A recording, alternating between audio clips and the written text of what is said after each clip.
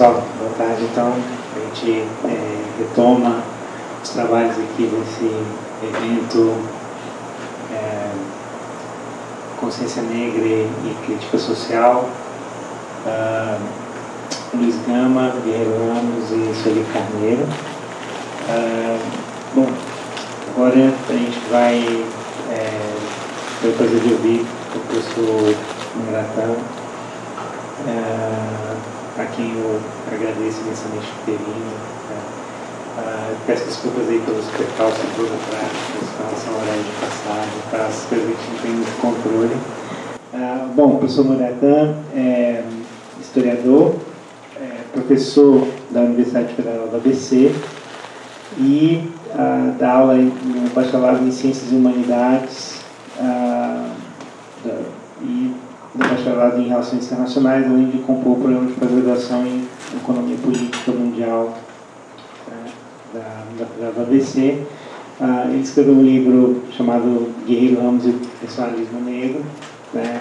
E também essa bela pequena síntese do pensamento africano contemporâneo, chama justamente Razão Africana, e também organizou esse volume mais recente, né, de textos, essa coletânea de textos do Guerreiro Ramos. Então a gente segue a mesma sistemática, né? Eu convido o professor Muratã aqui para fazer a fala dele e depois a gente tem tempo para discussão.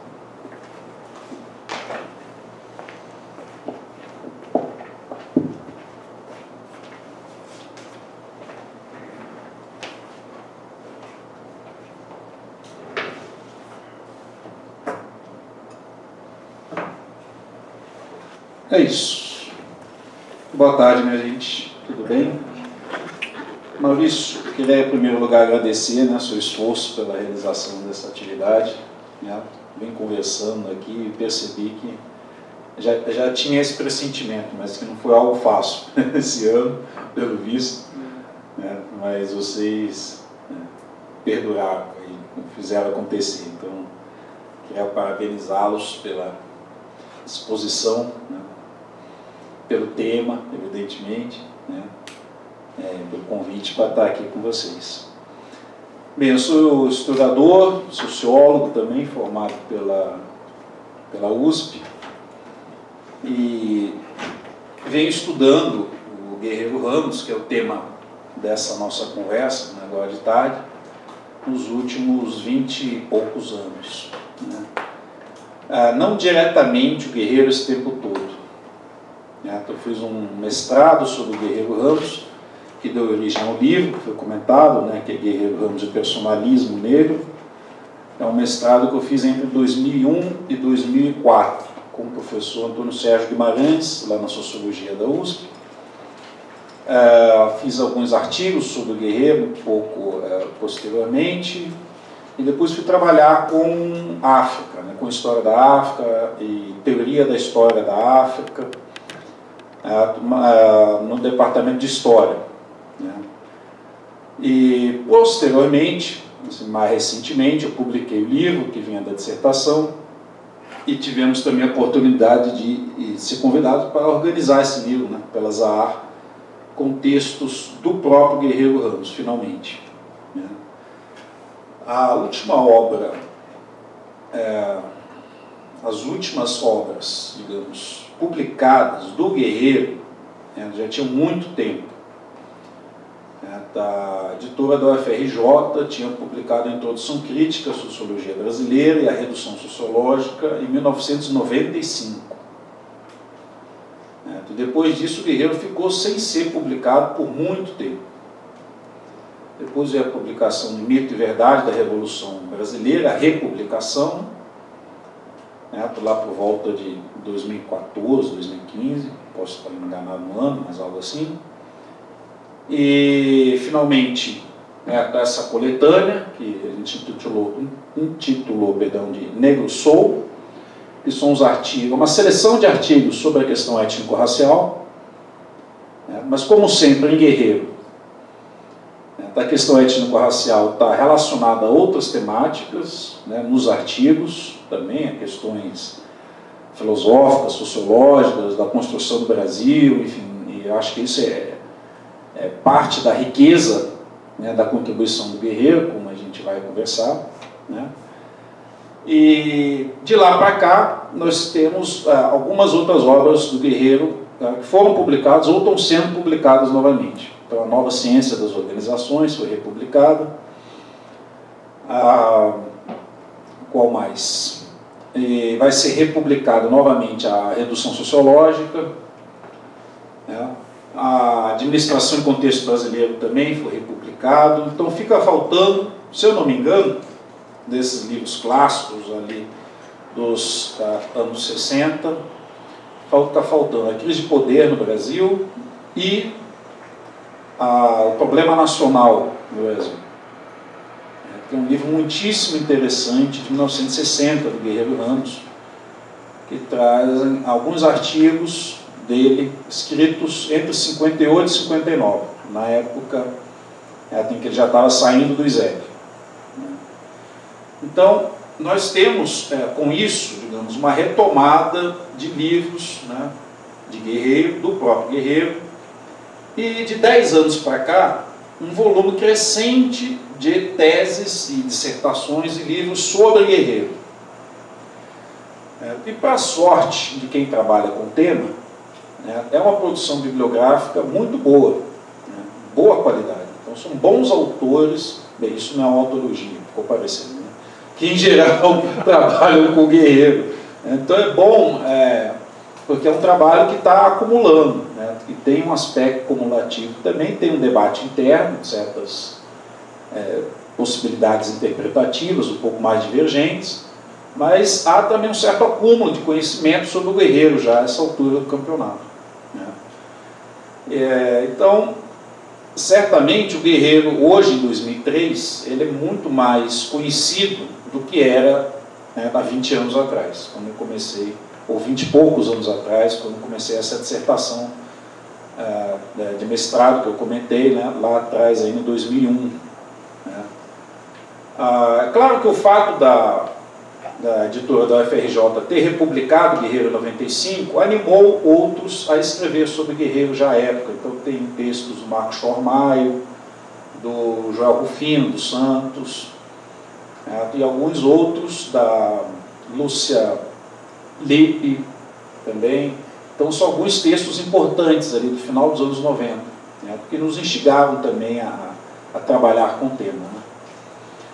E esse assunto particular da questão étnico-racial, né, é um assunto que ficou esquecido, né, no Guerreiro por muito tempo. Ficou esquecido, inclusive, dentro do movimento negro. Né? Nós podemos conversar um pouco sobre isso posteriormente. Né? Mas, à exceção de um ou outro autor que citava Guerreiro Ramos, Guerreiro ficou muito esquecido no pensamento social brasileiro dos anos 80, 90, sobretudo. Então, na questão étnico-racial, o Joel Rufino citava, Clóvis Moura, né? Mas, tirando uma outra exceção, né, de fato, a contribuição do Guerreiro à questão étnico-racial no Brasil ficou um pouco de lado. O autor ficou um pouco de lado. Então, talvez isso seja um pouco causa e consequência. Por que isso? Pode ter várias razões. Uma delas é que o Guerreiro faleceu jovem ainda, né, em 1982, quer dizer, jovem para um professor, um intelectual, etc. Então ele não teve a oportunidade, inclusive, de terminar, né, da contribuição que ele queria fazer. Então, a Nova Ciência das Organizações é um último trabalho, mas não é o último trabalho do ponto de vista do pensamento do Guerreiro. Ele tinha mais a produzir, ele sabia disso. Então o Guerreiro, ele não teve a oportunidade de voltar ao Brasil, né, como outros teóricos que saíram do Brasil por conta do golpe de 64 tiveram. E isso pesa, né? Ele não criou uma escola de pensamento, não teve discípulos no Brasil por muito tempo depois. Da exceção, talvez, a área da administração, né? Porque ele esteve na faculdade lá do Federal de Santa Catarina no final dos anos 70, né? Deu uma aula ou outra, e isso, claro, digamos, incentivou uma produção de autores, discípulos lá. Mas fora isso, o guerreiro ficou, digamos, conhecido de certos grupos no Rio de Janeiro, na Bahia e em Santa Catarina, em Florianópolis. Em São Paulo, por exemplo, o guerreiro foi praticamente esquecido. Isso tem a ver com esse fato, o guerreiro não ter voltado para o Brasil, criado discípulos. Sim, tem a ver com o fato de que o guerreiro ficou sendo o guerreiro do ISEB. E como o nacionalismo brasileiro perdeu força, o guerreiro faz parte de uma série de autores que perderam força. Tem isso também. Um outro elemento importante é o fato de que o guerreiro ele arrumou muitas brigas em vida. Ele era um autor polêmico. E ele até gostava disso. Ele não tinha medo de polêmica. Ele não tinha medo de colocar as suas posições de forma bastante altiva. E, claro, talvez o fato dele ser um autor negro, aí sim tenha importância. Não só por ele ser negro em si, mas por ser esse autor e esse intelectual negro, muito altivo, muito seguro de si, muito crítico e polêmico. Então, uma das polêmicas, por exemplo, talvez mais conhecidas, é aquela clássica polêmica dele com o Florestan Fernandes, por exemplo, lá nos anos 50. E isso criou uma inimizade com o guerreiro em São Paulo, com os discípulos do Florestan. Então, também é outra razão para ele ter sido secundarizado. Porque o guerreiro publicizou as polêmicas que ele tinha com o Florestan e outros intelectuais, sobretudo de São Paulo. O modelo de sociologia dele era um modelo de sociologia prática, crítica e nacional. Podemos conversar sobre o que isso significa. Mas certamente não era o modelo do Florestan nos anos 50, e da chamada Escola Paulista, como ficou conhecido esse grupo do Florestan. Então, essa divergência se tornou pública, muito pela ação do guerreiro, e isso não foi perdoado. Isso não foi algo que a Escola Paulista conseguiu engolir. O fato de que aquela pessoa estava dando-se o direito, tinha a audácia de criticar com tanta força e de uma forma tão polêmica o que estava sendo produzido como sociologia, especialmente em São Paulo. E nos anos 50, vamos lembrar, o Florestan não é exatamente o Florestan que a gente tem na cabeça, o Florestan militante, marxista, esse é o mais Florestan que foi se formando assim nos anos 60. O Florestan dos anos 50, ele tinha uma tendência positivista bem marcada. Então era sobretudo contra esse Florestan que o guerreiro estava brigando, divergindo publicamente. E provavelmente foi uma divergência que, além da esfera política, etc., que fez o Florestan se tornar também, foi um elemento para que o Florestan se tornasse desse Florestan que a gente admira hoje. Bem, o título dessa conversa nossa de hoje é a atualidade de Guerreiro Ramos. É uma pergunta, não é exatamente uma afirmação, é uma pergunta.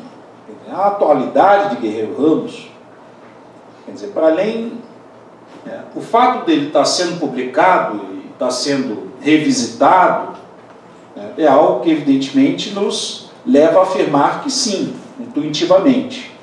Sim, quer dizer, tem algo no guerreiro que faz as pessoas voltarem a se interessar por ele e ver alguma atualidade dele, senão não estariam estudando ele, porque não está estudando outras 1000 pessoas.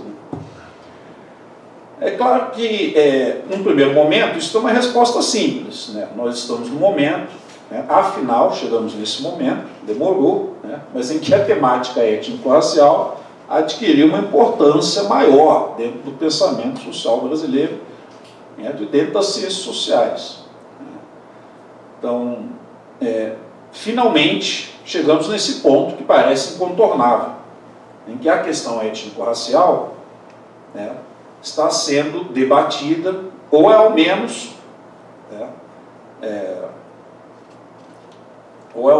digamos assim, pensada, se não debatida, ao menos discutida nas várias áreas do conhecimento. Então, ninguém sabe exatamente até onde isso vai. Eu acho que a gente está só no começo desse processo. E provavelmente o fato de que a universidade brasileira também se ampliou, que nós temos mais professores negros, mais estudantes negros, é claro que isso é um elemento central para isso. Mas vamos ver exatamente como é que isso vai ser equacionado daqui para frente. Então, parte da justificativa do porquê essa revisitação Guerreiro, eu acho que está aí. Agora, se a gente for ver exatamente os livros que estão sendo publicados, não é bem essa temática que tem mobilizado, digamos, essa revisitação a Guerreiro Ramos. Com isso não quero dizer que não tenha gente trabalhando com isso além de mim, mas certamente, do meu ponto de vista, não é o centro do porquê Guerreiro está sendo revisitado. Há outras razões. E eu acho que são boas razões também.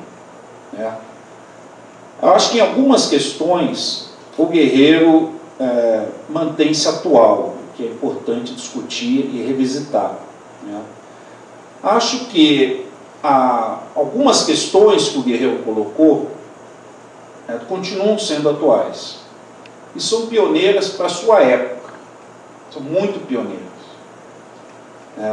Então, uma das questões, por exemplo, que o Guerreiro colocou e tentou responder é como superar a herança eurocêntrica das ciências sociais e humanas. É uma das questões em que ele foi pioneiro do ponto de vista internacional. Ele está discutindo isso academicamente em 1950. A gente conhece hoje a contribuição toda do pós-colonialismo, que vem do Eduardo Said, de tantos outros autores que debateram essa questão posteriormente. Samir Amin, o Wallenstein, do Dipesh Chakrabarty, enfim, tantos outros, Walter Mignolo, etc, etc. O Guerreiro foi um dos primeiros que, do ponto de vista internacional, colocou isso como um problema acadêmico.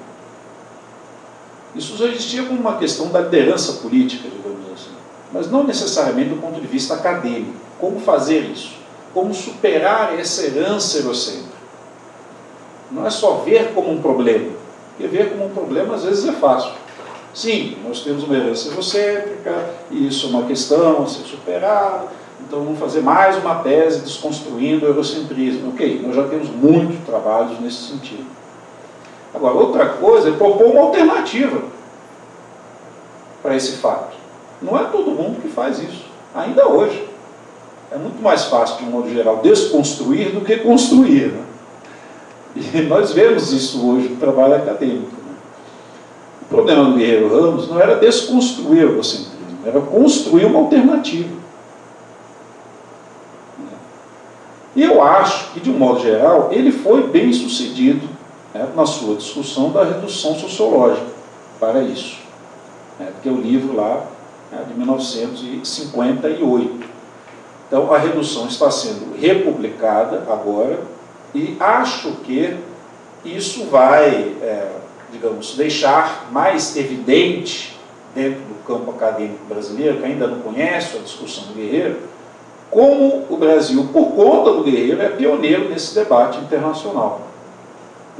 Isso não quer dizer, evidentemente, que tudo que ele colocou lá a gente vai assinar embaixo, coisa parecida, mas de que o que ele produziu, essencialmente, foi uma boa resposta à problemática do eurocentrismo.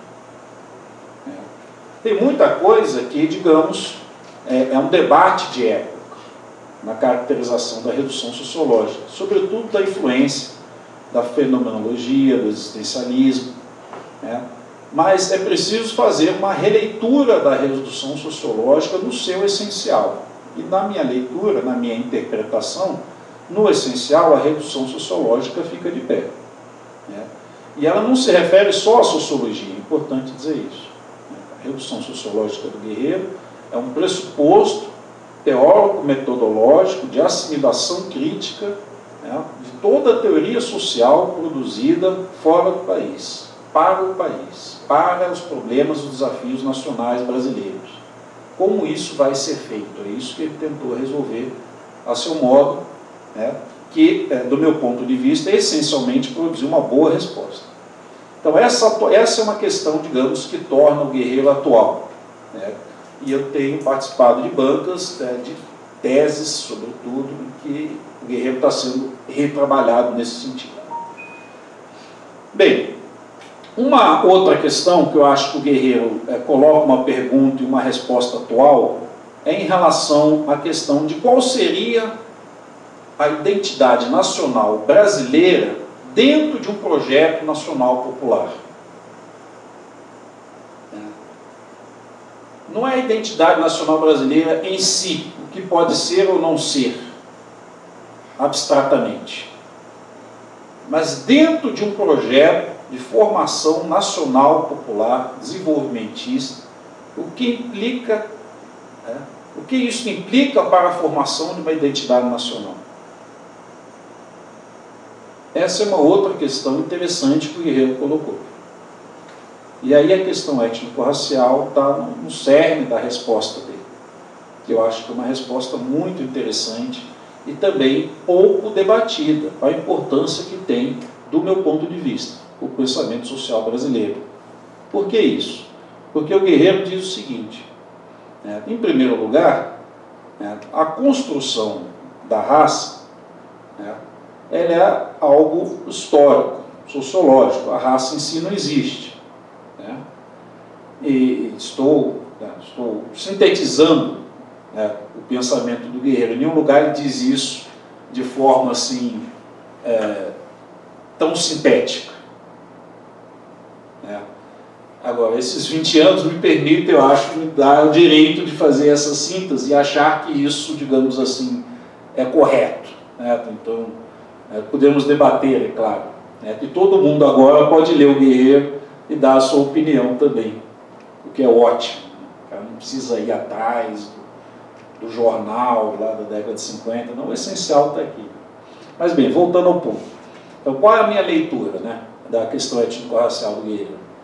Então, o Guerreiro, para mim, ele é um anti-essencialista em termos étnico-raciais. Quer dizer, ele sabe que a questão racial e a questão étnica são construções históricas sociais. Claramente. Ele sabe disso. E que, portanto, toda racialidade, ela tem natureza histórico-sociológica. Então, existe a raça do ponto de vista sociológico, embora não exista do ponto de vista biológico.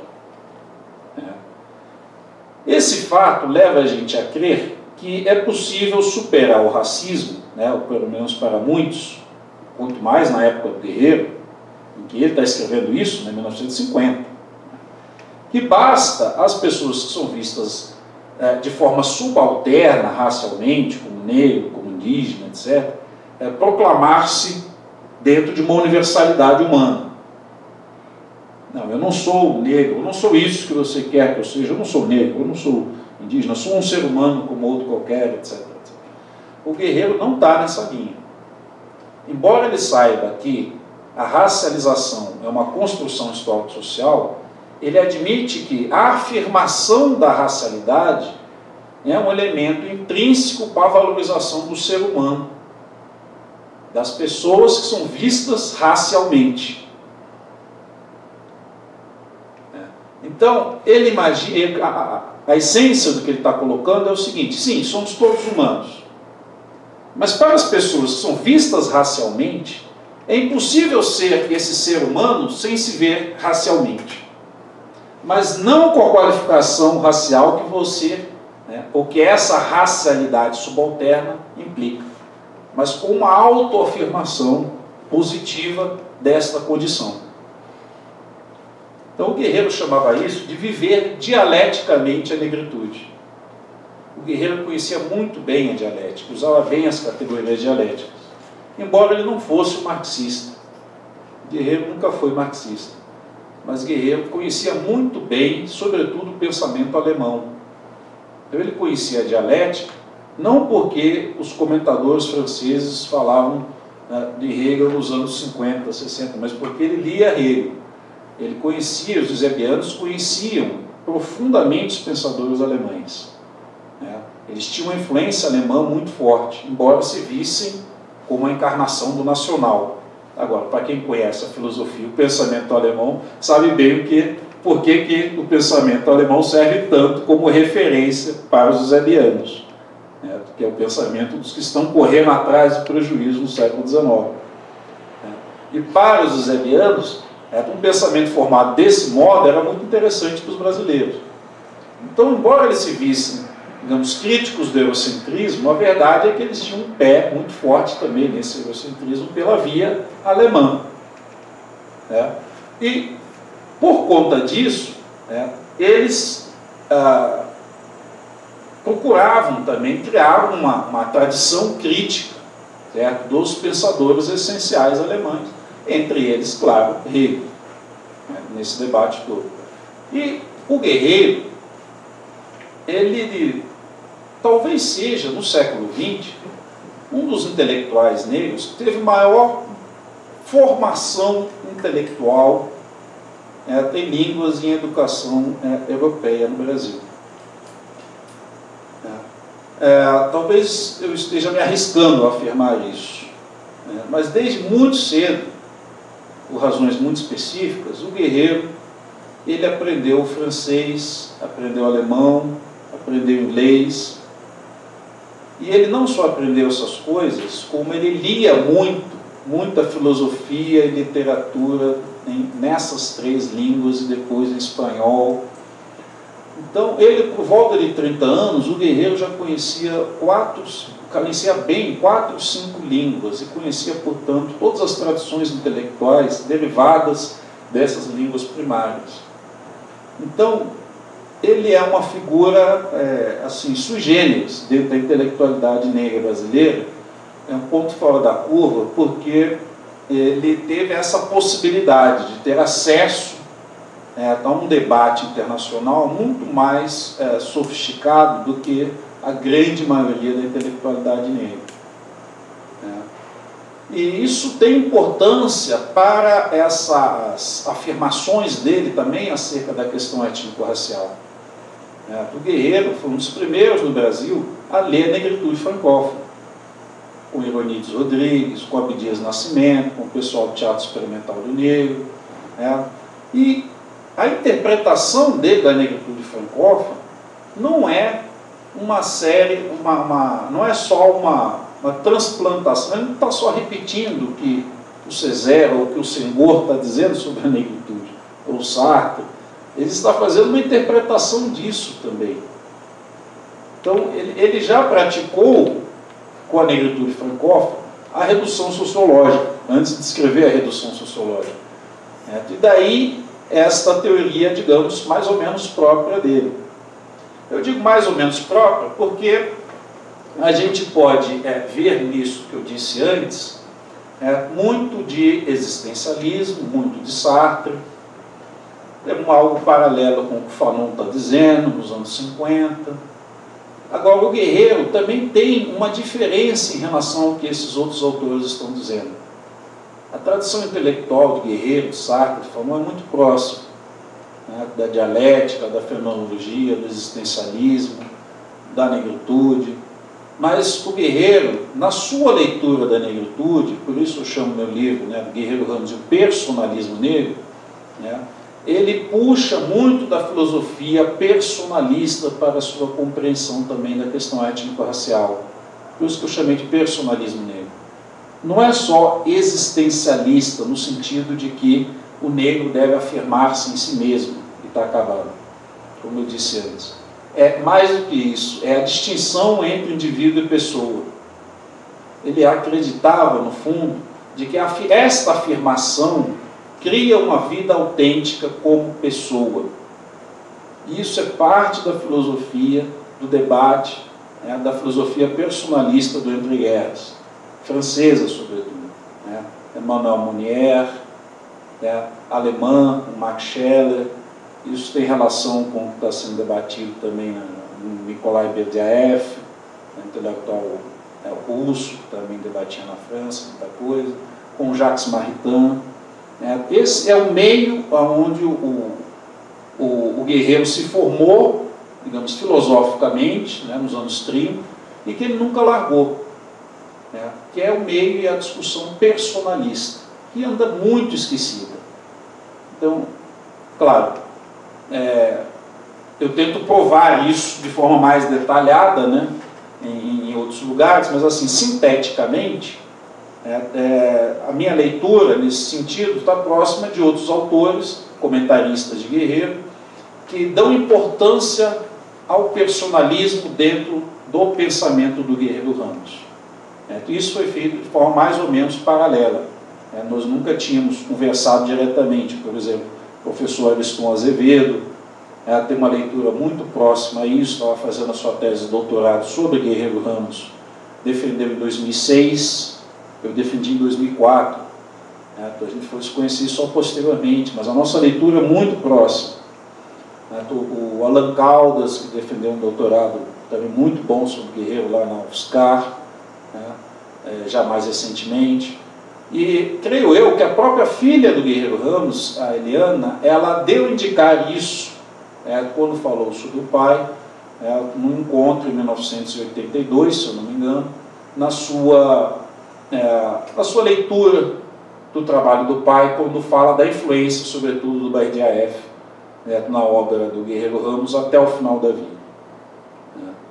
Bem, estou dando muitas informações, falando muito, felizmente vai ficar gravado, e depois, para quem quiser ir atrás de cada uma dessas questões que eu estou colocando, para ver se elas fazem sentido ou se eu estou inventando coisa aqui, se eu estou inventando a roda aqui novamente.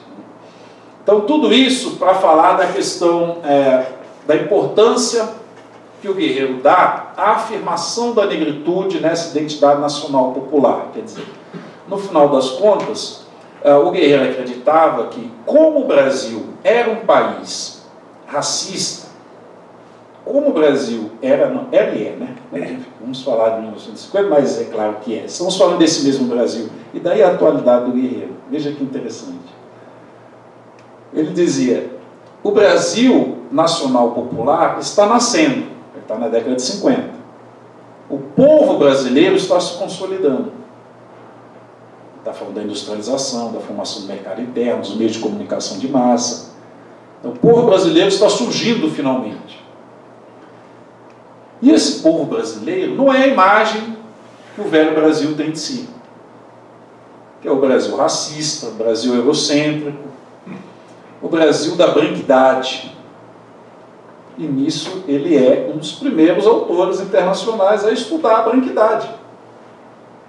Vejam de que estamos falando, do nível do cara que estamos conversando aqui.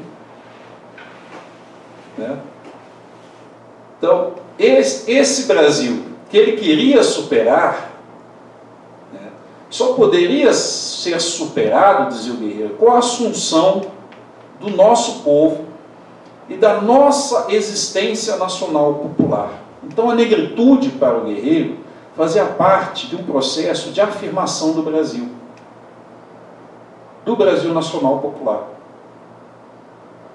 Não era uma essência que tínhamos, que tinha que ser valorizada em si mesma,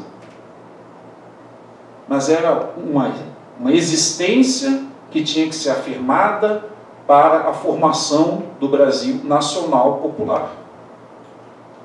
Entendem? E ele dizia, contra esse Brasil nacional popular negro que está se formando, vai vir uma reação da branquidade. E essa reação da branquidade é que ele chamava da patologia social do branco brasileiro. Por que patologia? Porque é anormal. Ele dizia, a afirmação de si, a afirmação do Brasil é a afirmação da negritude. Mas nesse momento, o anormal, quem é? É aquele que não vê a importância dessa afirmação. Ele é o anormal, não é o negro. O negro não é o problema. O problema é este branco que se quer cada vez mais branco. E que por isso vai estudar o negro para se tornar, para se sentir, inclusive, cada vez mais branco. O problema do negro, a criminalidade do negro, a religiosidade do negro. Ele dizia, isso é patológico porque, em última instância, a gente estuda aquilo que é estranho, é anormal. E no Brasil deveria ser o contrário. O que a gente devia estudar? A gente devia estudar o branco. Por que o branco continua se vendo como branco? Num momento de construção nacional, em que finalmente o negro tem vez. Então, pelo jeito que vocês estão me olhando, entendo que vocês já sacaram a atualidade do que ele está discutindo. Não é verdade? Nós estamos falando só exatamente da década de 50, né?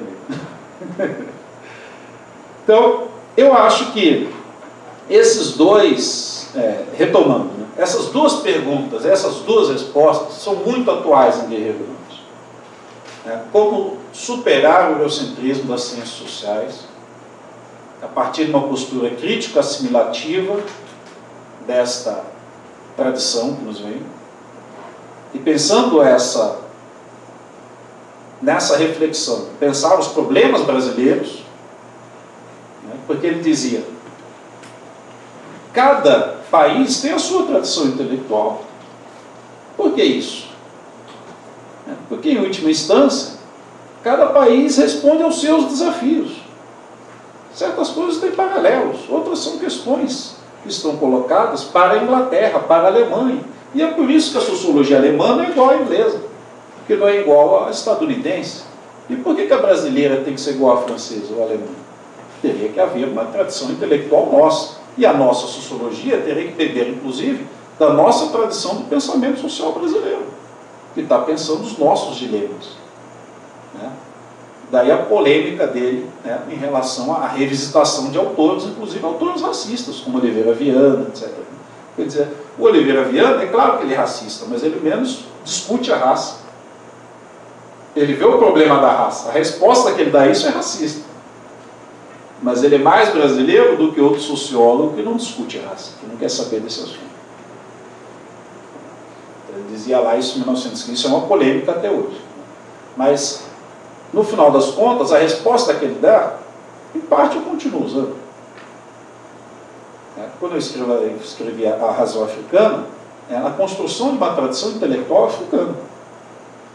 A questão não está em ficar eternamente criticando o eurocentrismo, mas buscar alternativas para isso. E as alternativas são necessariamente a formação, a reflexão sobre tradições intelectuais alternativas. Então, esse é o ponto. Para enriquecer a nossa reflexão. Então, essa é a primeira atualidade, eu diria.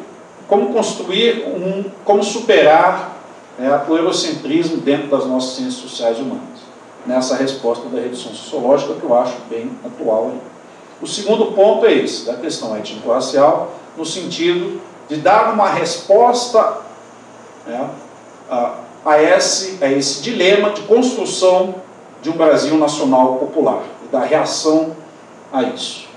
Quer dizer, o que significa pensar uma identidade nacional de um Brasil nacional popular. No final das contas é isso. Então, eu acho que nisso o Guerreiro está muito atual na sua pergunta, nas suas perguntas e nas suas respostas. Em outros dois pontos que eu vou tentar aqui sintetizar, eu acho que ele está mais atual na pergunta do que na resposta.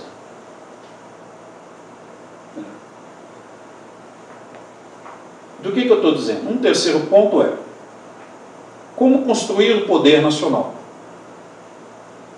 É uma boa pergunta. Como construir um projeto nacional? É uma boa pergunta. As duas coisas não são exatamente sinônimas. Porque o poder nacional só se constrói a partir de um projeto nacional. Na perspectiva eusebeiana e do Guerreiro. Essa pergunta não está respondida. Não é óbvio. Como construir um poder nacional a partir de um projeto nacional é mais difícil ainda. A gente pode até pensar num projeto nacional. Eu não ando vendo muita coisa nesse sentido para ser feito. Estou vendo troca de governo, ideias boas, ok? Ideias piores, mas não exatamente um projeto nacional, no sentido, eusebeiano do termo, digamos assim, de construção da nação, não de reprodução do país, como construção da nação. Então, para além disso, né, quer dizer, como construir um projeto nacional e como construir um poder nacional derivado desse projeto nacional. Nós temos poucas respostas sobre isso hoje. A do Guerreiro era a seguinte: é possível nacionalizar, né, a elite brasileira. Ele acreditava realmente nisso. O Guerreiro dizia, assim como muitos outros, nós temos classes dirigentes, nós temos classes dominantes, perdão, mas não temos classe dirigente. Por isso que o Brasil não tem rumo. A afirmação é boa, faz sentido, é atual. Agora, a resposta deles é que não me parece tão atual, que é a seguinte: é possível transformar, é possível formar essa classe dirigente a partir dessa classe dominante que temos. Daí a importância, inclusive, da redução sociológica. Por que a resposta deles fazia sentido, fazia mais sentido à sua época, digamos assim? Porque existia uma burguesia que vinha da industrialização brasileira. Então, existia uma burguesia industrial brasileira. E eles achavam que essa burguesia industrial estava se tornando a classe dominante, mas ainda não a classe dirigente. Mas isso tem sentido para os anos 50, 60. Mas não tem mais sentido hoje. Porque nós desindustrializamos o país nos últimos 30 anos. Nós não temos exatamente mais uma burguesia industrial que não esteja associada ao setor de especulação financeira, etc., ao agropop. Então, como nós vamos transformar essa classe dominante em classe dirigente? É difícil crer que isso possa ocorrer. É difícil crer que isso possa ocorrer com a resposta, com respostas do tipo a que o Guerreiro colocou lá em 1950, 60. Porque nós perdemos o passo da industrialização como possibilidade de formação nacional. E agora estamos nesse beco sem saída de como formar uma nação, né, sem ser uma sociedade industrial. Não tem uma resposta óbvia. Ao que me parece, pelo que vemos na América Latina, né, o que nós estamos vendo, pelo contrário, é a demonstração de que temos cada vez menos classe dirigente. Você pega a eleição argentina recente, pega quem foi eleito, né, e pega quem ficou em segundo lugar. Quem teve a ideia fantástica de botar um ministro da Economia de um país falido para ser candidato a presidente da República? Quem teve essa ideia fantástica? E é incrível que ele tenha aceito, porque as pessoas estão encampadas essa ideia. Né? Então não é uma questão só de quem está sendo eleito, né, desse indivíduo, que eu não quero nem falar o nome, como fizemos algo parecido aqui há pouco. Então, veja, há toda uma sociologia da burrice a ser feita da América Latina atual, né, que eu acho que tem que se explicar, o que está acontecendo. É a falência da classe dirigente. Aquilo que era uma possibilidade nos anos 50, que o nacional-desenvolvimentismo tentou formar, parece que faliu. E essa burrice parece ser a demonstração empírica desse fato. Então, chegamos num ponto em que não basta a resposta do Guerreiro, mas a pergunta é boa. Como construir um projeto nacional e como construir um poder nacional. Podemos discutir isso numa perspectiva mais internacionalista, tudo bem, mas aí são outras questões. Uma quarta, e aí eu termino. Uma quarta, que eu nem perguntei quanto tempo eu tinha, isso é coisa de professor, né? Começar a falar e falar. Uma quarta questão que eu diria que responde a essa possível atualidade do Guerreiro Ramos. Nessa quarta, eu também acho que a pergunta é boa, mas a resposta já não é mais suficiente. A pergunta é a seguinte: como superar a sociedade centrada no mercado. É uma boa pergunta. Ele está escrevendo isso em 1970. O livro publicado é de 81, a Nova Ciência das Organizações, em que ele vai debater isso. Guerreiro tem uma resposta para isso. Ele diz: é preciso formar uma sociedade em que haja uma delimitação dos sistemas sociais.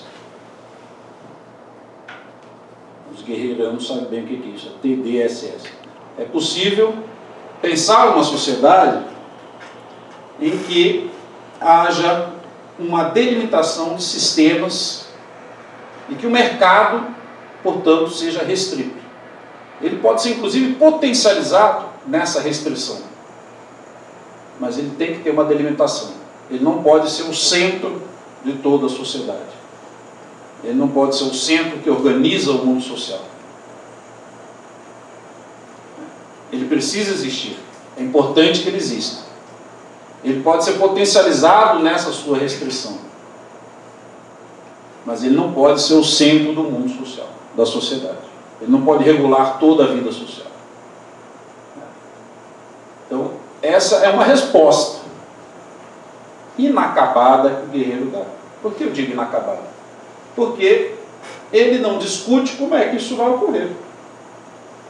Ele coloca a questão, mas ele não nos diz como é que isso efetivamente vai ser realizado. Certo? Então não há uma resposta completa, pelo menos, uma resposta boa em tese. Mas nesse campo não adianta só ficarmos em tese. Por exemplo, como é que fica a questão do Estado nesse contexto? Como é que o Estado pode exercer esse espaço de regulação e de normatização dos diversos sistemas sociais? O guerreiro não responde. Isso é o quê? Isso é socialismo real? Ele diz, não é socialismo real. É o seu quê, então? É socialismo de mercado? Ele não viu o socialismo de mercado no estilo vietnamita, chinês, dos anos 80 para cá. Tem um bom debate, se é capitalismo de Estado ou se é socialismo de mercado, tudo bem. Eu aceito que é um bom debate e acho que tem boas interpretações dos dois lados. Mas vamos supor que essa caracterização como socialismo de mercado faça sentido. Guerreiro não viu isso. Então não dá para pedir a ele uma opinião sobre. Era isso, então, que você imaginava, o modelo chinês, em que o Estado, o poder político, exerce o controle do poder econômico, no final das contas?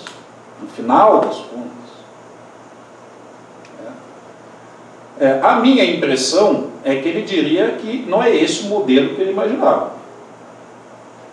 Porque os exemplos que ele dá na Nova Ciência das Organizações se referem à capacidade de autorregulação dos grupos sociais, dos indivíduos, inclusive, sociabilidades alternativas, do direito de viver sem as regras estabelecidas pelo mercado ou pelo Estado, e daí por diante. E ele dá nomes específicos a todos esses grupos, etc. Então, é difícil crer que o modelo estilo chinês, socialismo de mercado, seja o que ele estava querendo dizer com as suas colocações. Mas como as colocações dele são abstratas, e não puderam ser testadas na prática enquanto modelo de sociedade, a resposta ficou, já à época, necessariamente, digamos, incompleta. Para essa grande pergunta que ele se fez dentro da década de 60 e 70. Como superar a sociedade centrada no mercado? Agora, a pergunta me parece absolutamente atual. Então, finalizando, eu acho que, por esses motivos e outros, que não dá aqui para comentar todos, eu acho que o Guerreiro ele é um dos grandes pensadores do Brasil. ele não é só alguém importante para o campo da sociologia ou para o campo da administração. Ele é um dos maiores intelectuais brasileiros, por essas e outras questões. Acho que, provavelmente, nós só vamos perceber isso quando o Guerreiro for mais conhecido lá fora. Sobretudo na Europa. Aí, provavelmente, nós vamos editar as obras completas do Guerreiro Ramos. Viu, Bruno?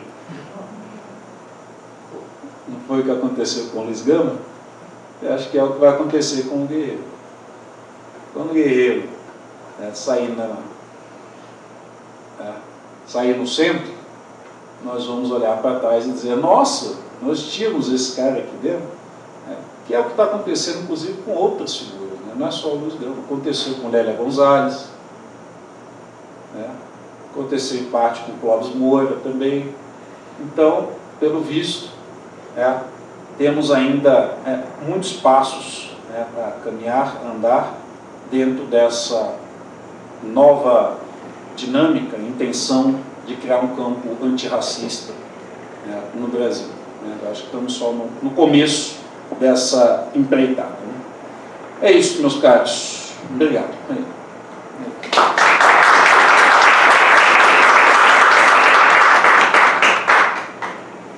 Perguntas? Tem perguntas?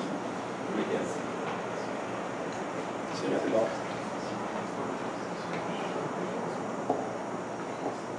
Obrigado, Mizeta. A gente abre para questões agora, não sei se alguém tem.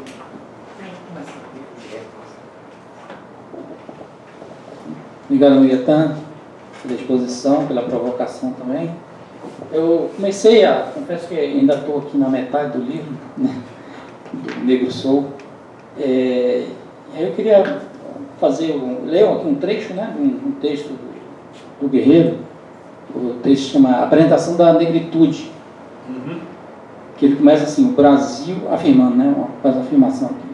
O Brasil deve assumir no mundo a liderança da política da democracia racial, porque é o único país do orbe que oferece uma solução satisfatória do problema racial.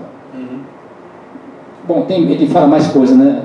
Só esse trecho aqui, só destaquei para levantar essa bola aí, de como que o Guerreiro entendia essa questão da democracia racial e o papel do Brasil. E uma outra pergunta é assim, qual a relevância, né? Onde que entra na trajetória dele o teatro experimental, né, do negro, na trajetória do Guerreiro, né? Porque ele tem textos aqui sobre sociodrama, né, que ele explora um pouco aquela vivência lá do teatro, né? Então, qual é a relevância na trajetória dele, efetivamente, né? Talvez a gente possa fazer uma pequena rodada. Eu vou aproveitar, e colocar também duas questões breves, né? Talvez um pouco para me contrapor, digamos assim, a ideia de que, né, dos 4 pontos, de que o segundo ponto seria uma boa resposta e o terceiro ponto uma resposta não tão boa, né? De onde vem o contraponto, né? Talvez queria te pedir para explorar mais esse lugar do nacional, né, dentro do pensamento do Guerreiro, porque eu fiquei pensando, você mencionou a Lélia, né, justamente se a categoria de americanidade, por exemplo, ela não dá uma resposta melhor ou politicamente, digamos assim, mais estratégica ou mais interessante a esse respeito, né? Assim, a Lélia chega a ela entre outros fatores, né, vendo que há digamos assim, um problema que é como o Brasil se enxerga, né, dentro do contexto de outros países latino-americanos,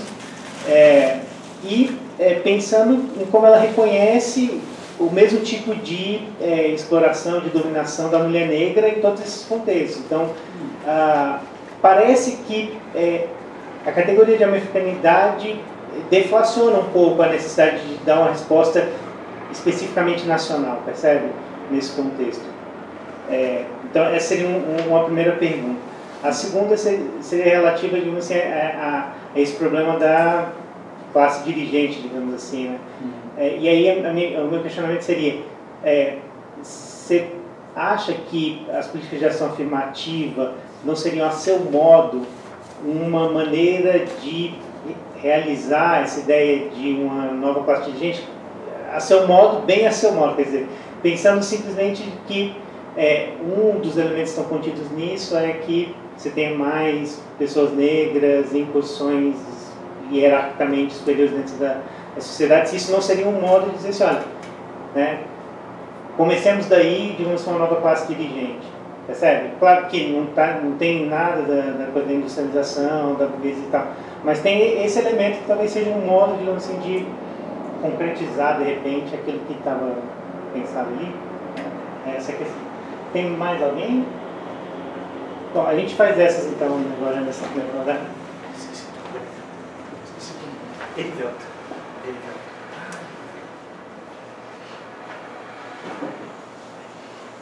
Vamos lá, boas questões. Essa questão, como a Maurício coloca em relação à democracia racial, isso é algo um tanto polêmico no Guerreiro. Né? Eu mesmo fiquei muito em dúvida em quais textos escolher da década de 40 para entrar nessa coletânea. Então, a maior parte dos que eu pus foi da década de 50. Embora na década de 50 ele ainda fale em democracia racial. Né? Mas por que a dúvida? Porque na década de 40 é claro e evidente que o Guerreiro usa isso como uma tática. Né?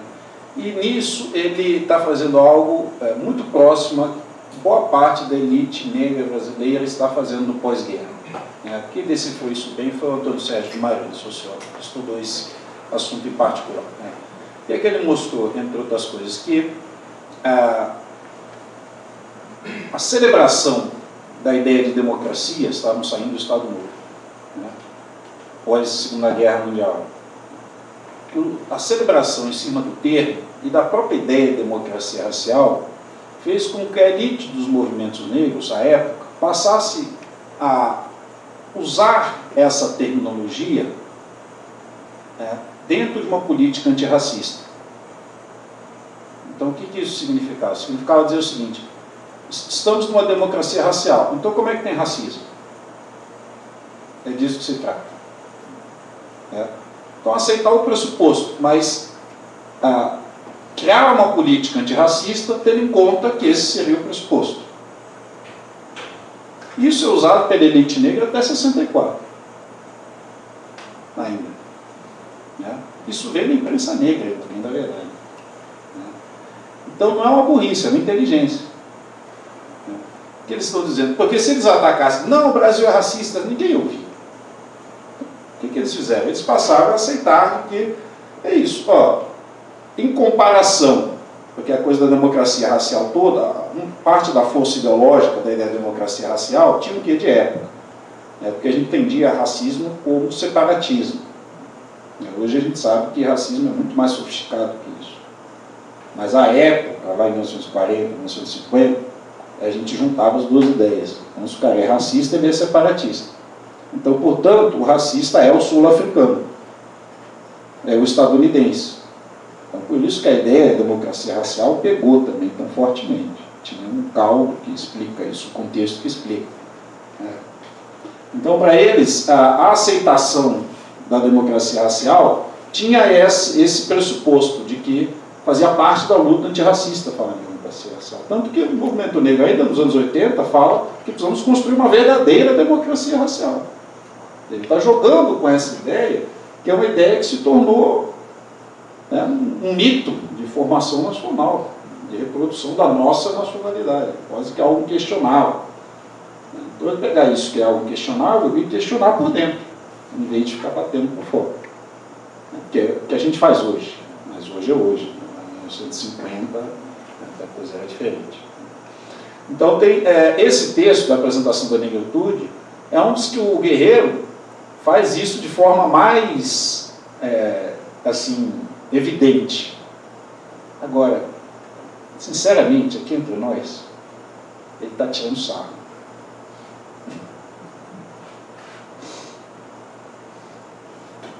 Ele tinha isso. Ele era um cara muito irônico. Terrível você ler o Guerreiro. Você não pode ler inocentemente o Guerreiro, porque ele é malvado com a gente. E ele tira sarro do leitor. E ele está tirando sarro dos caras com quem ele está conversando. Por que eu sei disso? Porque os alunos dele, das universidades aqui para lá, falam isso. Que ele está cansado de saber que o Brasil é um país extremamente racista. Ele nunca disse isso, nunca escreveu isso publicamente. Mas toda essa discussão étnico-racial, o Guerreiro tinha sabedoria de tratar com muita ironia, muita sacanagem. Mesmo na afirmação da negritude. Por isso que muita gente também tem uma querela com o Guerreiro, digamos assim. Porque ele dizia, por exemplo, coisas do tipo: essa discussão da afirmação da religiosidade negra só interessa aos negros que estão envolvidos nessa questão junto com os brancos. Porque o negro brasileiro não tem uma religiosidade particular. Então, ele está brincando com os caras e com os intelectuais brancos, que ou eram do candomblé, ou estavam estudando o candomblé, lá nos anos 50, nos anos 60, e ele dizia: isso aí é um acordo mútuo entre eles para autovalorização. Viva o candomblé da fulana, e, portanto, viva o meu estudo do candomblé da fulana. Eu não tenho nada com isso. E o negro povo não tem nada com isso. Então, o Guerreiro tem essas questões também. Não é um cara fácil nesse sentido. Agora, tem uma entrevista que eu achei dele lá no final dos anos 50 que ele diz claramente, ele diz: olha, o Brasil é um país negro. E essas pessoas se fingem de brancas para não ser negras, e isso não vai dar certo. No fundo, ele achava que a questão racial tinha destruído o Brasil. Ele achava o Brasil um país de gente doente. De gente psicologicamente doente, desse ponto de vista, porque a raça tinha corroído o caráter nacional. É a opinião sincera dele, digamos assim. Por isso que ele parou de escrever sobre isso também. Ele disse: eu já te disse o que eu tinha para dizer. São essas páginas aí. Eu fiz um esforço, juntei mais, deu 200 e pouco. Mas eles são poucos artigos, ele não tem um livro sobre a questão étnico-racial brasileira. Ele não tem esse livro. Agora, o que ele escreveu sobre a questão, a gente tem que ler com sagacidade. Porque lá ele está dizendo tudo. E que para ele disse tudo. Tanto que ele falou: não vou mais escrever sobre isso. E tem duas notas que ele escreve sobre a questão étnico-racial, assim, mais afirmativamente, mais, digamos assim, até do ponto de vista afirmativo da cultura negra, etc. Mas aí já é coisa dos anos 70, que está aqui ele também na coletânea, que ele escreveu a pedido da Abdias, a pintura da Abdias, sempre foi muito amigo da Abdias, etc. Os filhos se casaram, enfim. E ele escreveu assim, mais afirmativamente da questão da cultura negra, dizendo: olha, como hoje é vista a cultura negra, sim, é um elemento importante da negritude, nos anos 70. Lá nos anos 50, ele tinha muita desconfiança de uma afirmação da cultura negra do ponto de vista da classe média negra. Porque ele achava que isso não era uma questão do povo negro brasileiro. Ele não achava que isso era uma coisa. Realmente. O povo negro brasileiro é o povo brasileiro. É essencialmente o povo brasileiro. Sobre a questão do TEI, durante a minha pesquisa, eu fiquei muito curioso do porquê que o Guerreiro se aproximou do TEI. Porque não era algo exatamente óbvio. E, claro, ele era indiscutivelmente negro, certo? Ele estudou no colégio de elite na Bahia. Ele estudou na Faculdade Nacional de Filosofia nos anos 40. Ele se aproximou do integralismo. Ele sabia o que era o racismo brasileiro. Nesses lugares todos onde ele andou. Certo? Ele tem uma entrevista que ele dá para o Abdias em 1946, antes de entrar no TEI. Que ele se coloca meio como um sociólogo, um professor de relações raciais. Não é exatamente que ele tinha estudado isso antes, assim, nem tinha tanto. Ele era um jovem, digamos. E ele coloca assim, dizendo: não, mas também o problema do contato racial, isso, aquilo, blá, blá, blá, blá, blá. Então, ele não se via como alguém que queria ser da intelectualidade orgânica do movimento negro, certamente. Lá em 44, 45, 46, ele mesmo diz assim: quando eu encontrei o Abdias, certo? Eu quis sair de perto do Abdias, porque parecia uma discussão de negro freudizado. Mas depois eu fui sentindo o que ele estava querendo fazer. E ele foi me convencendo. Ele dá a entender que, certo? Uma coisa assim... Agora, por quê? Por que ele foi se convencendo? Provavelmente porque ele achava que aquilo também ia dar algum status para ele. Por isso, quando eu escrevi a minha dissertação, eu tive cuidado de ver, porque no início, entre 47 e 48, ele se autorreferia como mulato. E ele dizia, para alguém como eu, assim, com a vida por organizar essa temática agora e tal e qual. Mas ele, em algum momento, pressentiu que aquilo podia ser um caminho, até de afirmação profissional, e depois muito mais do que isso.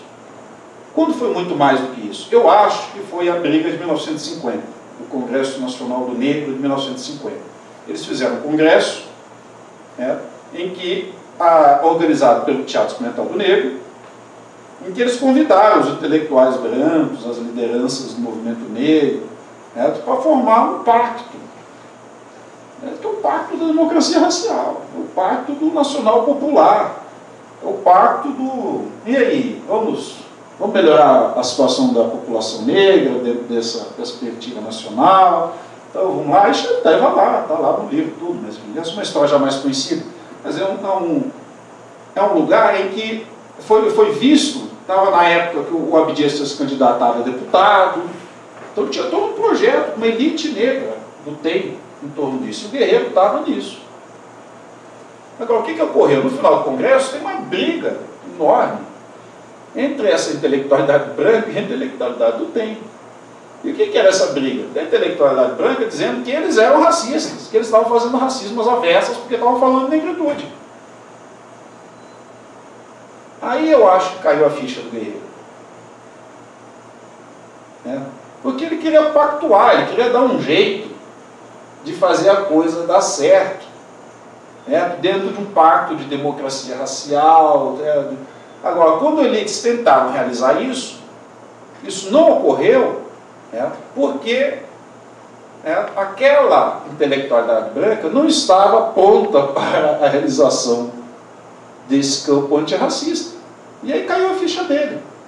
Aí ele começa a afirmar realmente a negritude dele. Aí ele começa a se colocar publicamente como negro. Negro sou. E deste lugar de negro eu vejo o Brasil. E veja tudo que eu vejo. É a hermenêutica do negro. Veja o que eu vejo daqui. Tanto que o João Fino, quando ele vai trabalhar com o Guerreiro, ele pega essa ideia do negro como lugar. Mesmo que você não seja negro, não é o lugar de fala. O Guerreiro diz explicitamente, eu como negro, eu vejo, e vejo o que é o negro tema, vejo o que é o negro vida, e eu estou dizendo para você o que é. Não ele está dizendo só o negro pode ver, ele está dizendo que você veja o que o negro vê, desde o seu lugar de negro. E vamos conversar a partir daí. Um pouco a ideia da hermenêutica do negro. Eu acho que o Joel até força um pouco a barra para dizer, digamos, que qualquer um, então, pode estar na hermenêutica do negro. Não é exatamente isso que ele está dizendo. A hermenêutica do negro é do negro. Mas você pode ver o ponto de vista do negro se você ler a hermenêutica do negro. É isso que ele está querendo dizer.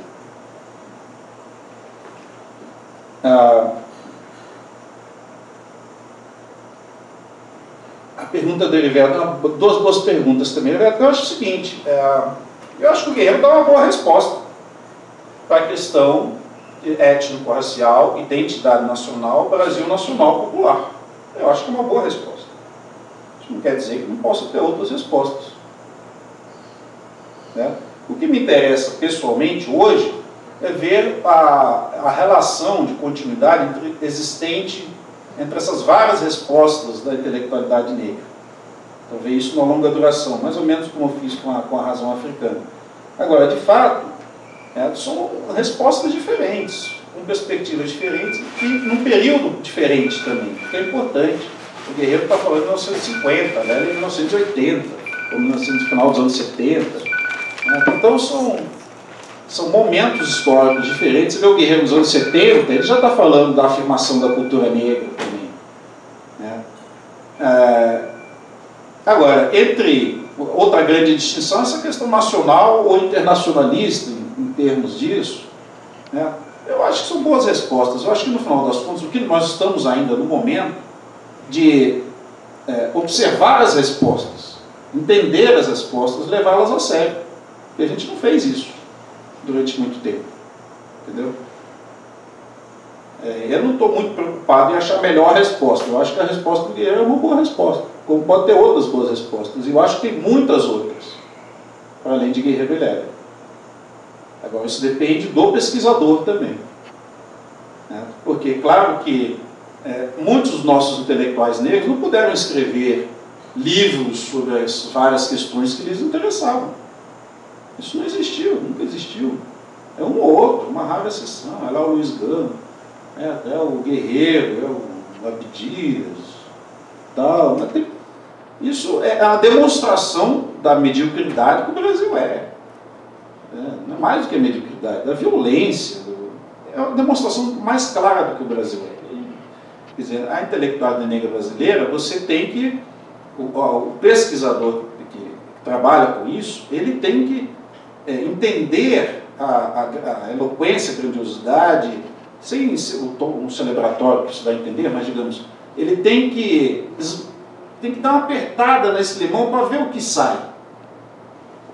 Isso a gente pode fazer com muita gente ainda.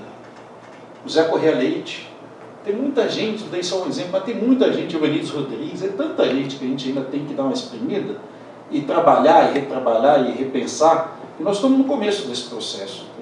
Eu não estou muito assim preocupado em então é do fulano, é do ciclano. Eu acho que está cedo para isso, não precisamos colocar em oposição nesse sentido.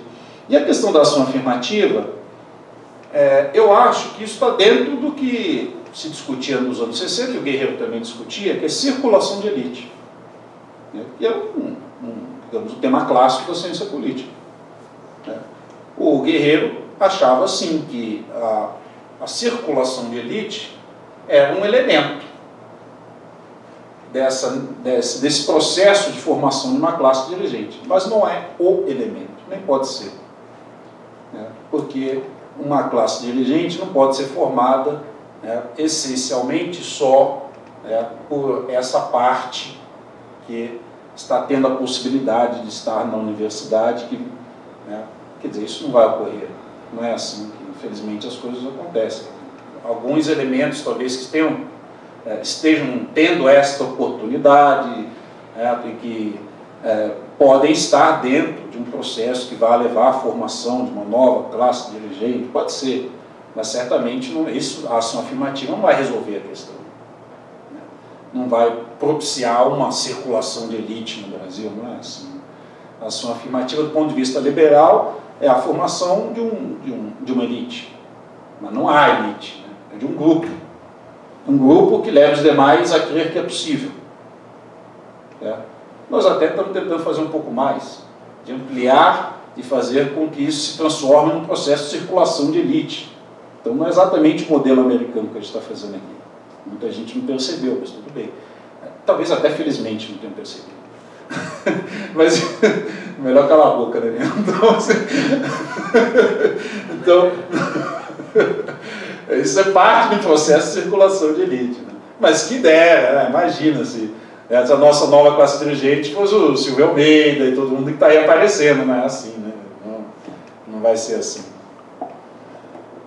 Aliás, o Silvio gosta muito do Guerreiro, não por acaso. Né? E aí, o que mais? Mais alguma questão?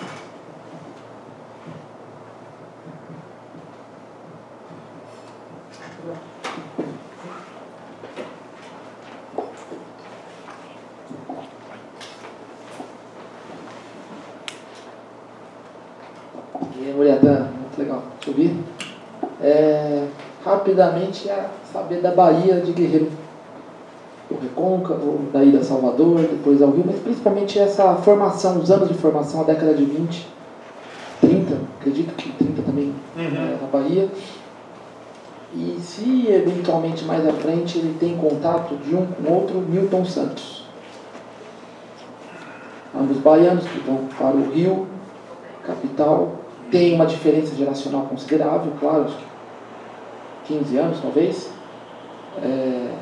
Então ele tem esse diálogo com a Abdias, mas se a geração seguinte, o Milton Santos, fazendo um percurso parecido, né? Ambos estudam direito, e depois o Milton Santos vai para uma outra humanidade, como o Guerreiro também vai. Mais ouvir isso, e então essa Bahia, e esse diálogo eventual, talvez o Milton, leitor do Guerreiro, e a questão que fervilha, como o Guerreiro via escravidão. Ou, como o Guerreiro lia essa história, essa formação do Brasil na escravidão, a Bahia na escravidão. Então, são essas três. Muito obrigado.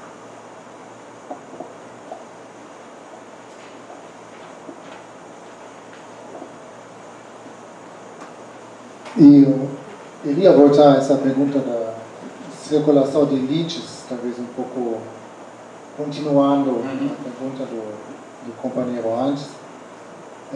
Acho que faz alguns meses atrás que tinha uma publicação do que mais ou menos 50 pessoas que estão inscritas no CAD único em educação superior.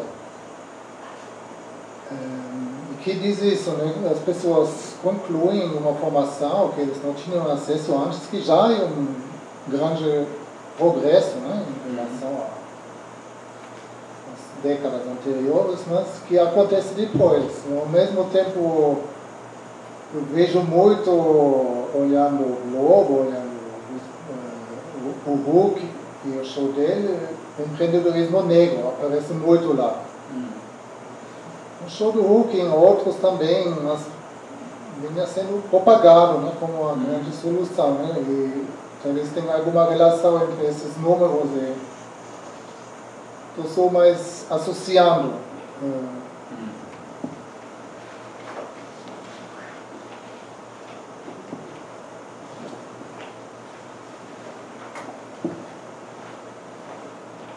A Bahia do Guerreiro.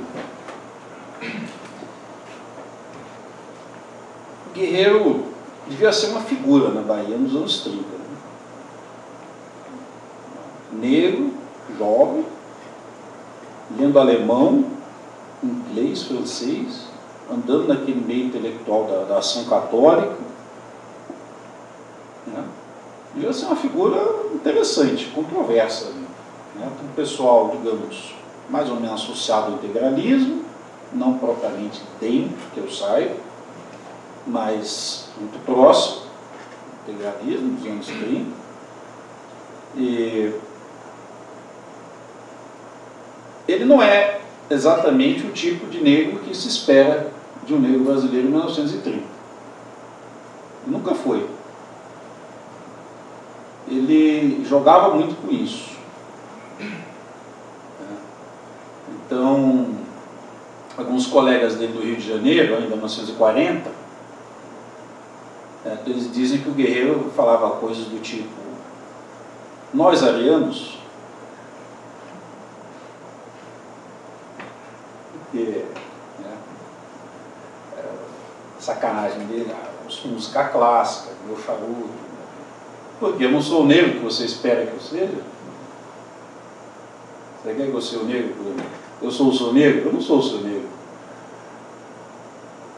Então, desde jovem, ele brincou muito com isso. Né? Isso ele com 20 e poucos anos. Então, a Bahia dele foi essa Bahia da ação católica. Ele teve a oportunidade de formar essa figura própria por uma relação com um frade alemão dominicano, lá de Salvador, né? ele se tornou mais ou menos pupilo, e o cara foi ensinando línguas para ele, tal qual. Ele não é exatamente uma família pobre, guerreiro. Isso é uma correção que temos que fazer, porque eu e muitos outros repetimos isso. Que a mãe dele tinha sido empregada doméstica na Bahia, e que não sei das quantas. Aí o filho dele me disse que não é bem isso. E por isso que eu botei na introdução lá, para a gente fazer essa correção histórica. São os guerreiros de Maragogipe. São os guerreiros também da plantação de cacau, no sul da Bahia. E não é uma família que vem do nada, é uma família que tem importância na plantação de cacau do sul da Bahia no final do século XIX, início do século XX. Portugueses, angolanos, negros angolanos, alguns militares, ao que parece, enfim.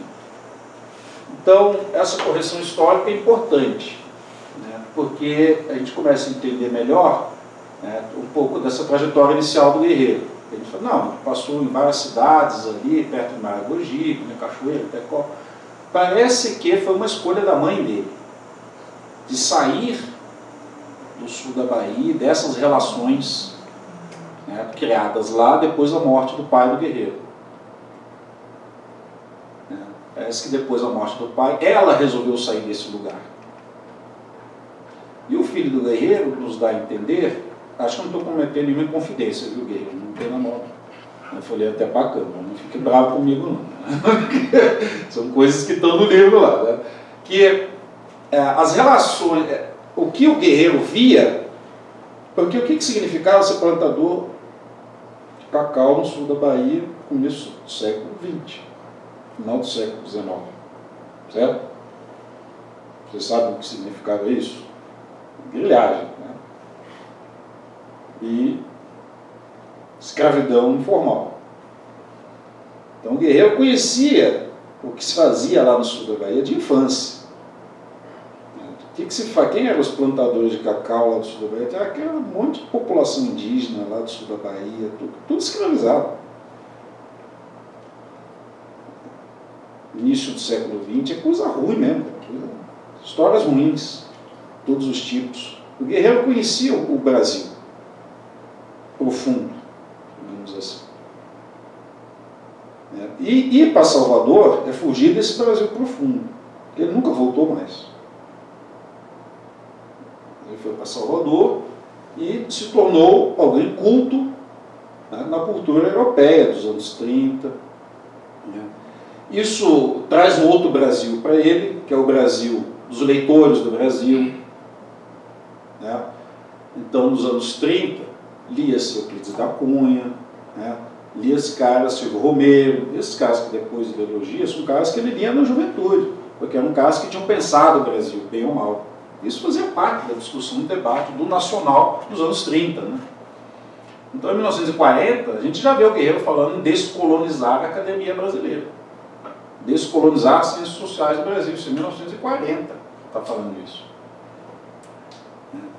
Então, essa Bahia, para ele, a Bahia, digamos, a Bahia de Salvador, era uma fuga da outra Bahia profunda. E a Bahia de Salvador, ele levou para o Rio de Janeiro, porque ela foi também para o Rio de Janeiro. E boa parte daquela intelectualidade da Bahia nos anos 30 estava no Rio nos anos 50. Então, muitas dos amigos e dos inimigos do guerreiro dos anos 50 são amigos e inimigos dos anos 30. Então, a briga dele com Costa Pinto, nos anos 50, tem a ver com questões da Bahia de 1930. Tem um artigo que está aqui que se chama Sociologia Clínica de um Baiano Claro, que é por Costa Pinto, que ele diz: você está tão afetado em relação a mim, por quê? Só porque você é um baianinho claro e eu sou um baiano escuro? Qual que é o seu problema? Por que você está trazendo? Por que você vai trazer isso para o Rio de Janeiro? Porque o Costa Pinto, no livro Negro do Rio de Janeiro, cita o guerreiro e o tem, dizendo que os caras estavam criando uma negritude de classe média, e que isso não era a representatividade do negro, e que isso era um absurdo, os caras eram alienados e tal, tal, tal. Aí o pessoal do TEM fica pé da vida, né? Desculpa, eu estou me alongando, né? Estou me alongando. O pessoal do TEM fica pé da vida, e o Costa Pinto escreve um artigo dizendo o seguinte, simplesmente o seguinte: onde já se viu, certo, um cientista social ser interpelado por um objeto de estudo? Você já viu um micróbio interpelar um cientista? E aí o Guerreiro responde com essa: sociologia clínica de um baiano claro. Né? Você tem um problema, hein, cara? Você tem um problema, hein? Então a Bahia fica com ele, fica porque é uma questão geracional também, dessa intelectualidade dos anos 30 que vai para o Rio de Janeiro, que é o centro, São Paulo, né? Nos anos 50, né? O centro cultural do país, é o Rio. Né? Então, são eles também em luta nos anos 50 e 60. E o Guerreiro tem uma influência enorme na intelectualidade brasileira dos anos 60. O Guerreiro, caso a gente não saiba, o Guerreiro foi representante do Brasil na ONU. Foi discutir a questão da transferência de tecnologia na Assembleia da ONU. O Guerreiro foi deputado federal pelo PTB, líder da ala ideológica do PTB dos anos 60, da linha Brasil-Brasil. Então todo mundo conhecia o Guerreiro nos anos 60. O Guerreiro foi esquecido depois, mas nos anos 60 todo mundo sabia que era o Guerreiro Ramos. Ele estava no Rio, que era o centro da coisa toda, para começo de conversa, e ele era alguém muito expoente no Rio. Então muita gente leu o Guerreiro e foi influenciado no Guerreiro nos anos 60. Nos anos 50 não, mas nos anos 60 sim, certamente. E o Milton com certeza leu o Guerreiro nos anos 60. O Guerreiro era uma personagem pública, nos anos 50 era uma personalidade pública, foi assessor do Getúlio, escrevia discurso para o Marechal Lott, ele acreditava muito no Lott, era uma personalidade pública. E o Milton com certeza, o Milton tem um interessante comentário sobre o Guerreiro, que está na Revista de Administração Pública, se eu não me engano, de 1983, quando faz um seminário da morte do Guerreiro. É um ensaio bem interessante, recomendo a leitura, em que o Milton Santos diz o seguinte: esse livro do Guerreiro, esse último livro dele, que ele mesmo disse que não tem nada a ver com o Brasil, eu acho que tem muito a ver com o Brasil. Porque essa sociedade centrada no mercado, no Brasil, é a sociedade branca. Certo? Ninguém pegou essa pista ainda. Isso dá um doutorado, viu, gente? Isso dá um doutorado. Porque o mercado e branquidade, essa sociedade do mercado é a sociedade dominada pelo branco no Brasil. Então, eu acho que esse é um livro muito brasileiro. Né? E aí você vê que tem uma repercussão estranha no Congresso, assim, porque não, mas o próprio Guerreiro disse que não tinha nada a ver com o Brasil, esse livro. Uma coisa assim, sabe? Mas é interessante que o Milton faça essa observação, né? Lá em 1983. Né? Sobre a escravidão, eu acho que o Guerreiro conhecia o que era a escravidão e a escravização. Ele conhecia e sabia o terror disso, e ele sabia o que era o Brasil, né? Do século XIX também, até por herança familiar. Agora, o grande livro do Guerreiro sobre o Brasil, ele não terminou. Ele passou 30 anos dizendo que ia escrever. E nós não sabemos onde está o rascunho disso. Vai aparecer. Vai aparecer. Mas é a teoria do Brasil. É um livro que ele vem do século XIX para cá. Ele não terminou, ficou no rascunho, eu digo na apresentação, como ficou no rascunho a nação que ele lutou para construir. Mas eu acho que ali a gente teria uma compreensão melhor dessa discussão dele, do papel das elites, inclusive do século XIX. Ele teria, acho que, uma visão razoavelmente polêmica sobre isso, porque ele acha que a afirmação do Brasil no século XIX estava relacionada à unidade territorial, à escravidão, e como é que isso, e os pontos positivos e negativos disso. Ele via pontos positivos também, da afirmação da unidade territorial, etc. Provavelmente é o que, imagino eu, esteja lá no rascunho, mas eu nunca li. Se alguém leu, melhor trazer ao público, né? Porque está na hora. Abraço.